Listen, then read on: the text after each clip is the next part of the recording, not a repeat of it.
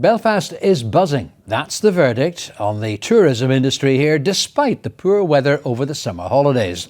While the city is still a big draw for visitors from the Republic, it is also proving a big attraction to overseas visitors whose numbers are on the rise, especially from North America. Barbara McCann has been finding out more. If you think you've heard the full story of the iconic ship, chances are you haven't. But the reimagined Titanic experience, focusing on the lives and dreams of the passengers, the people who built it and those who found the wreck, provides a fuller picture. It uses immersive technology like this in one of the 4 new galleries at the attraction, combined with the original story, maritime heritage collection and original music score to captivate its audience. It was the culmination of years of planning and an investment of almost £5 million. We really did want this to be a change that people would notice when they came in to Titanic Belfast. We would have had low repeat visitors, and one of our objectives was to try and get those 8 million people that have actually come to Titanic Belfast back in through our doors and back onto the island of Ireland.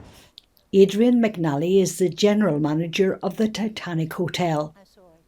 We've had our challenges, there's no two ways about it, but we're certainly on a great trajectory at the moment. We've had coming off a bumper summer, it's been absolutely fantastic, and it's just good to see the rising tide for everyone. It's not just us that's doing well.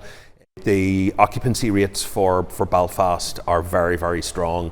There is conversations being had about new hotels being invested in, and for the market to grow there has to be more hotels added, otherwise we're just going to run out of hotel bed nights. So it's healthy, it's good to see new hotels coming on board, and hopefully they'll not all be in the luxury market. There has to be budget hotels, there has to be family driven hotels, and that's another market that we have seen a huge increase in. I'm constantly converting rooms into family accommodation, so multiple beds in a room. The demand is absolutely outstripping what we would have seen 7 years ago.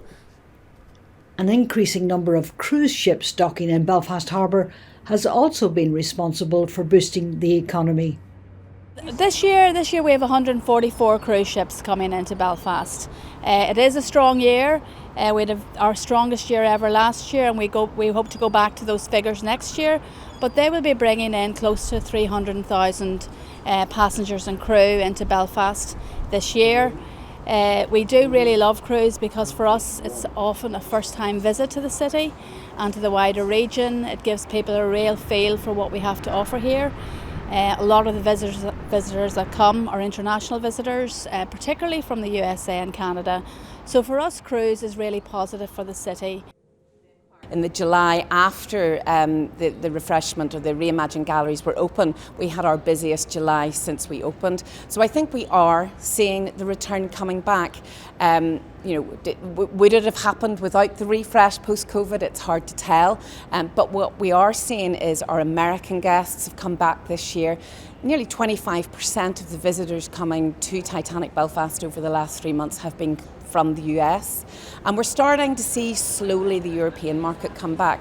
But what is really great as well is our close to home markets are really strong.